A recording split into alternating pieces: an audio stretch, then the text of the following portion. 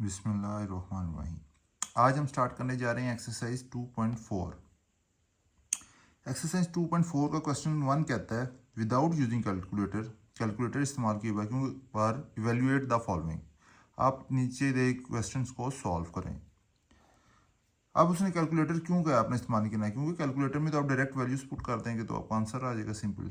ठीक है, तो उसने कहा इसे कैलकुलेटर से डायरेक्ट वैल्यूज नहीं निकालनी, इसे प्रॉपर सॉल्व करना है, फिर आपने इसकी वैल्यूज निकालनी है। तो आइए इसे करते हैं सॉल्व।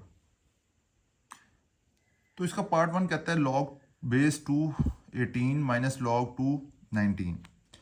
तो पार्ट 1 इसका आप इस तरह सॉल्व करेंगे। इसको सॉल्व करने के लिए आपको पेज नंबर 31 पे एक फार्मूला गिवन है कोशेंट लॉ।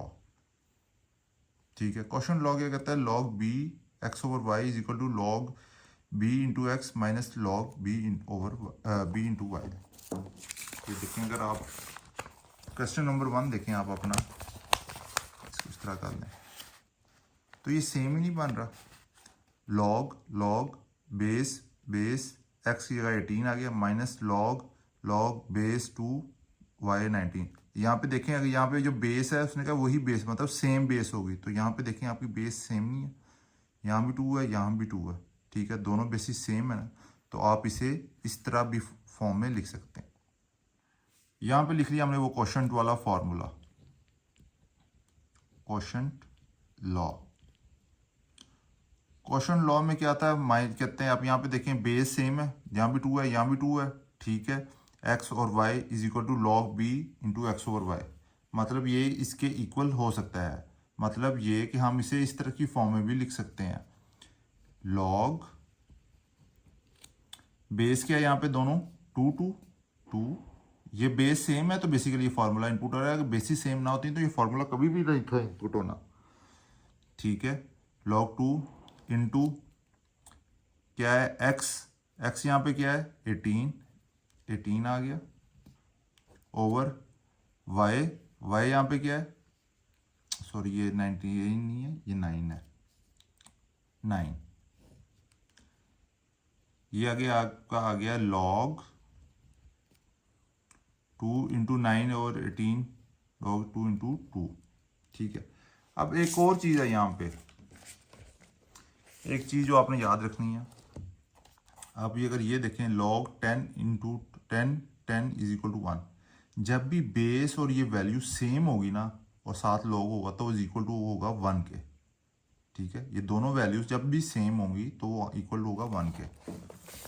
तो इसी तरह का जब आप यहाँ पे देखें ये वैल्यू और ये वैल्यू दोनों सेम नहीं है, सेम है ना। ठीक है, तो ये भी 1 के इक्वल हो जाएगा, तो ये आपका आंसर आ जाएगा 1। सिंपल, इसमें कोई मुश्किल चीज़ नहीं है, सिर्फ कोशेंट लॉ लगाया है। ठीक है, log b x equal to minus log b y। ठीक है, और इक्वल टू कर दिया हमने इसके log b x over y के। उसी तरह हमने इसमें वैल्यूज पुट की। ठीक है, इसे डिवाइड किया log 2 और 2 अब भी बेस और ये वाली वैल्यू सेम होती है तो वो 1 के इक्वल होती है, तो हमने इसे 1 के इक्वल कर दिया। अब आ गया आपके पास पार्ट 2, log 2 64 प्लस log 2 और 2। अब यहाँ पे अगर आप देखें तो यहाँ पे एक और आपको पेज नंबर अगर वापस लें, पेज नंबर 30 पे, तो यहाँ पे एक प्रोडक्ट लॉ गिवन है, log b into x into y is equal to log b x plus log b y। अब ये यहाँ पे कैसे फिट आता है ये देखते हैं। ये फॉर्मूला हमने यहाँ पे लिखा है log b x plus log b y is equal to log b x y, वही फॉर्मूला।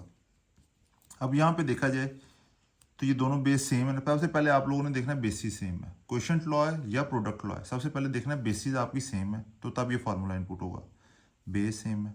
ठीक है, अब आप यहाँ पे कहेंगे कि आपने यहाँ पे प्रोडक्ट लॉ क्यों लगाया, कोशेंट लॉ क्यों नहीं लगाया। कोशेंट लॉ में ना माइनस था, यहाँ पे हमें बस माइनस थी, इस वजह से हमने कहते हैं कोशेंट लॉ लगाया, क्योंकि कोशेंट लॉ में माइनस आता है। अब यहाँ पे आप देखें तो यहाँ पे प्लस है, तो प्लस का साइन जो है वो हमारे पास प्रोडक्ट लॉ में आता है, log b x plus log b y is equal to log b x y। तो अब अकॉर्डिंग टू इट आप इसे इज इक्वल टू ये इसके ये वाली क्वेश्चन बना लें, log बेस b बी क्या है, दोनों सेम 2, ठीक है। एक्स क्या है, पहली वाली वैल्यू एक्स है, एक्स 64 प्लस लॉग 2, ओ सॉरी सॉरी सॉरी, ये हमने इसे इसके इक्वल लिखना था, ये तो पहले ही बनी हुई है।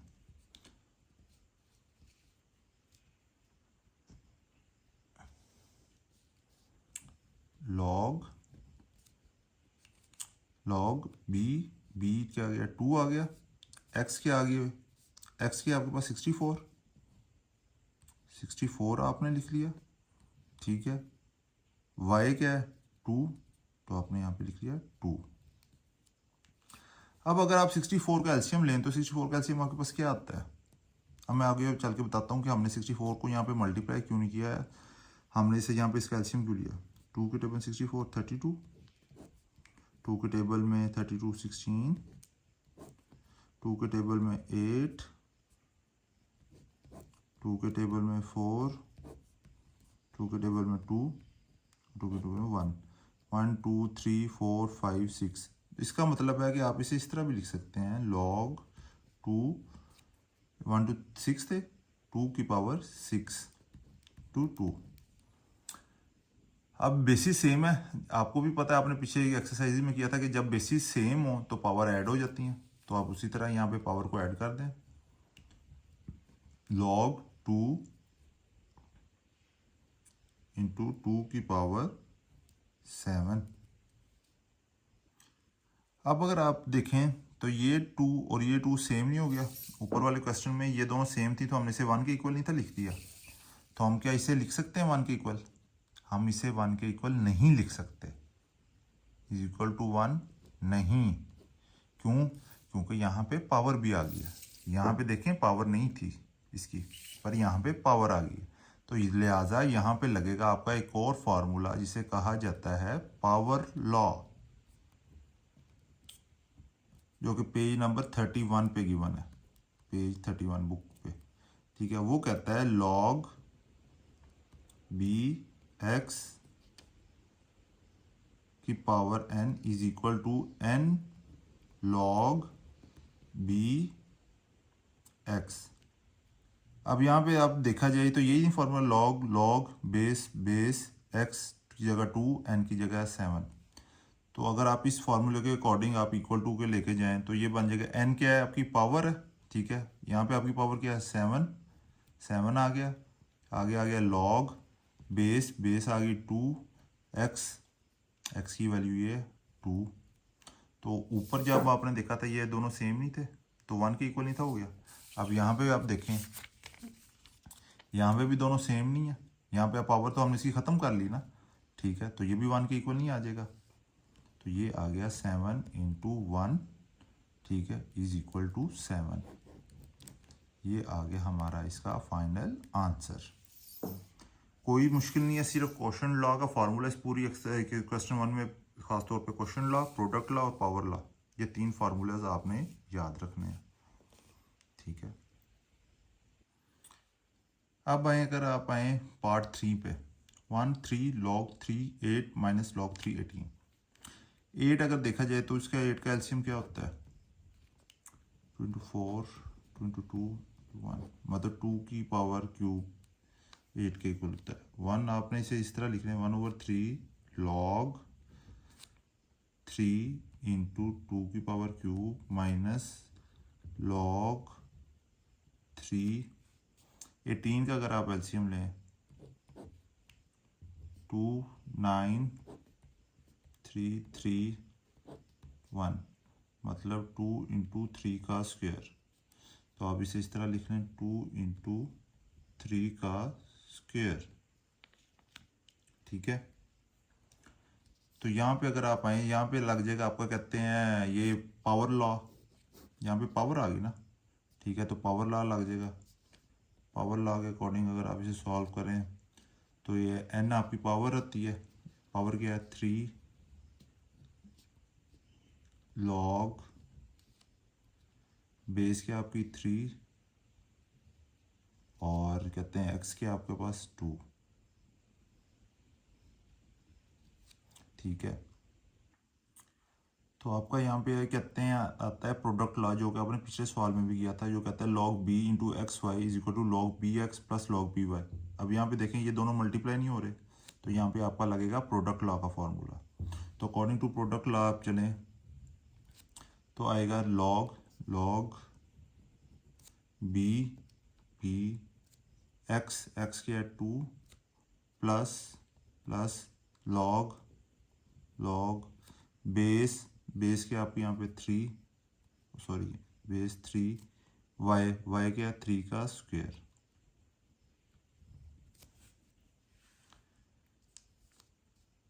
ये 3 इस 3 के साथ कैंसिल हो जाएगा, ये आपको बन जाएगा log 3 into log 3 into 2 minus minus log minus को ओपन ब्रैकेट को ओपन कर दें log 3 2 प्लस log 3 का स्क्वायर। अब आप यहाँ पे देखें ये प्लस है ये माइनस है, दोनों सेम है, ये आपस में कैंसिल हो जाएंगे। तो यहाँ पे आपका बचेगा log 3 का स्क्वायर। अब ये सवाल यहाँ पे नहीं ख़त्म होता। अब यहाँ पे देखें आप इसे कौन सा फार्मूला लगा सकते हैं, प्रोडक्ट लॉ नहीं लगा सकते, क्वेश्चन लॉ नहीं लगा सकते, क्योंकि यहाँ पे आपके पास कोई डिवाइड नहीं हो रहा, कोई मल्टीप्लाई नहीं हो रहा। यहाँ पे क्या लगेगा, यहाँ पे आपका लगेगा पावर लॉ, जो कि ये गिवन है। पावर लॉ लगाएं, पहले आ जाएगी आपकी पावर 2 लॉग आ जाएगा, फिर आ जाएगी बेस आ जाएगी और फिर आ जाएगा एक्स। अब आपने पीछे देखा था कि जब भी ये वाली दोनों चीज़ें सेम होती हैं, बेस और ये वाली वैल्यू, तो लॉग जो होता है 1 के इक्वल होता है अगर उसकी पावर नहीं गिवन। तो यहाँ पे पावर भी नहीं गिवन, ये दोनों कहते हैं सेम है बेस और ये वाली वैल्यू, तो आप इसे 1 के इक्वल कर लें, जो क्या अकॉर्डिंग टू क्वेश्चन 1 में भी हमने इसी तरह किया था, क्वेश्चन 2 में भी आप देख लें ताकि आपको क्लैरिटी हो जाए। यहाँ भी देखें ना बेस और ये वाली वैल्यू सेम थी, हमने 1 के इक्वल किया। यहाँ भी देखें बी वाली दो वैल्यू सेम थी तो हमने 1 के इक्वल किया। इस तरह हमने यहाँ भी इसे 1 के इक्वल किया, 2 इंटू 1, तो ये आ गया आपके पास 2 इसका आंसर। बच्चों बहुत सिंपल है, सिर्फ वही 3 फार्मूले हैं, power law, quotient law, product law, ठीक है, जो कि पेज 30 और 31 पे गिवन है, वो आपने याद रखने हैं। बच्चों यहाँ पे ना हम एक गलती करके थे, जब हमने ब्रैकेट ओपन की तो जब माइनस होता है तो अंदर वाले साइन चेंज नहीं हो जाते। इसका तो हमने नेगेटिव कर दिया, ठीक है, पर इसको हमने नेगेटिव नहीं किया, जाना था minus is equal to minus, ये वाला जो -2 एंड -2, तो आपका आंसर है -2। आप ना एक दफ़ा आंसर भी चेक किया करें बुक एंड पे, ताकि जो है ना कन्फ्यूजन ना रहा करे। इसी तरह आप आ जाएँ पार्ट नंबर 4 पे। पार्ट नंबर 4 इसका कहता है 2 log 2 प्लस log 25। इसी तरह आप सबसे पहले 25 का एलसीएम ले लें, 25 का एलसीएम लें तो ये 5 पे हो जाता है, 5 तो आप इसे इस तरह लिख लें 2 log 2 प्लस log 5 का स्क्वायर, इस तरह 2 log 2 प्लस, अब यहाँ पे लगेगा आपका प्रोडक्ट पावर लॉ के अकॉर्डिंग ये पावर स्टार्ट में आ जाएगी, 2 log बेस जो है 1 है 1 नहीं रहेगी और आ जाएगा 5। अब यहाँ पे देखें तो क्या आपका कॉमन आ रहा है, यहाँ पे 2 कॉमन आ रहा है आपका, तो इसमें भी 2 है इसमें भी 2 है, आ जाएगा 2 log 2 प्लस log 5, ठीक है। अब आपको याद हो क्वेश्चन नंबर 1 में आपने किया था, जहाँ पे प्लस का साइन आता है वहाँ पे आपका लगता था प्रोडक्ट लॉ,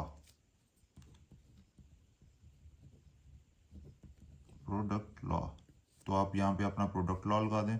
तो अकॉर्डिंग टू प्रोडक्ट लॉ ये हो जाएगा log 2 इंटू 5,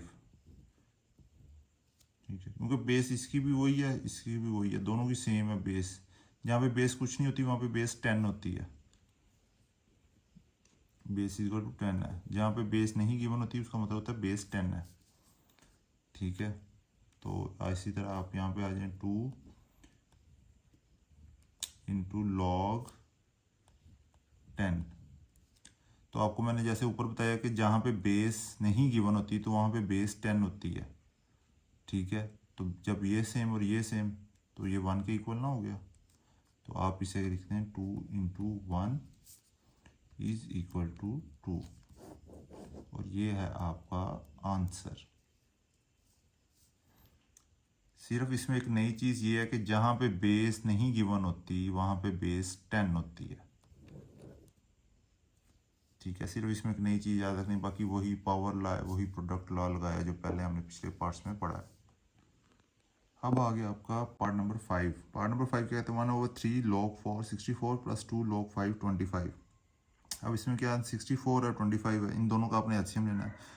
अब आप कहेंगे 64 का हमने 2 पे क्यों नहीं लिया, क्योंकि यहाँ पे अगर आप देखें तो बेस 4 है, तो हमने इसे कहते हैं बेस की वैल्यू को सेम करने के लिए इसके साथ, इस वजह से बेसिकली हमने 4 के साथ लिया है इसका एलसीएम। तो यहाँ से 4 के साथ एलसीएम लिया तो आपके पास आ गया 1/3 log 4 64 आ गया 4 क्यूब प्लस 2 log 5 का स्क्वायर। अब यहाँ पे आप पावर लॉ लगा दें 1/3 पावर स्टार्ट में आ गई, पावर लॉ पावर स्टार्ट में आ गई log बेस और x की value plus 2 into power start में आ गई log बेस और x की वैल्यू। तो यहाँ पे देखें ये 3 के साथ कैंसिल हो गया, तो ये आ गया आपका log 4 इंटू 4 प्लस 2 के साथ मल्टीप्लाई प्लस 4 log 5 इंटू 5। अब यहाँ पे देखें ये बेस और ये वाली वैल्यू दोनों सेम नहीं होगी, इस जगह पे भी इस जगह पे भी, तो ये 1 के इक्वल ना हो गया। 1 plus 4 into 1 is equal to 1 plus 4, ये आ गया आपका answer is equal to 5। Simple, इसमें तो ये तो सबसे सिंपल क्वेश्चन था, क्योंकि ना इसमें क्वेश्चन लॉ लगा ना इसमें आपका प्रोडक्ट लॉ लगा, सिंपल एक ही पावर लॉ लगा और आपने इसे सॉल्व कर लिया। आप समझ आई ना कि हमने कहते हैं 64 को 2 पे क्यों नहीं था लिया, 4 के साथ क्यों नहीं लिया था, क्योंकि इससे जो होता है ना हमारे पास कहते हैं सॉल्व करना आसान हो जाता है, क्योंकि ये 1 एंड पे बन जाता होता है। तो इस वजह से हमने इसको बेस की वैल्यू के साथ सेम रखने के लिए 4 पे यहाँ पे एलसीएम लिया था। ठीक है, ये नया कॉन्सेप्ट है आप लोगों के लिए, इसे थोड़ा सा याद रखिएगा। अब आ गया आपके पास लास्ट पार्ट। तो बच्चों जिस तरह मैं हमेशा कहता हूँ कि लास्ट पार्ट की जो बुकिया वीडियो है वो देखने से पहले आप इसे खुद एक दफ़ा सॉल्व करें, फिर आप ये वीडियो का बुकिया पोर्शन देखें। हो सकता है आपको ज़रूरत ही ना पड़े, आपका वैसे ही सॉल्व हो जाए। तो आइए लास्ट पार्ट की तरफ। तो लास्ट पार्ट में क्या है 3 12 प्लस log 3 इंटू 0 2.25। तो यहाँ पे आपको याद हो प्लस का साइन आ रहा है, तो प्लस का साइन किस में था, जोर डालें ज़हन पे, प्लस का साइन था प्रोडक्ट लॉ में। तो यहाँ पे आप प्रोडक्ट लॉ लगाएं। प्रोडक्ट लॉ क्या कहता था, log b into x y is equal to log b into x plus log b into y. तो अभी आपके पास वैल्यू इस फॉर्म में गिवन है, तो आपने इसे इस फॉर्म में लेकर आना है। तो आइए आ गया log बेस सेम है, बेस 3 x आ गया 12 इंटू 0.25।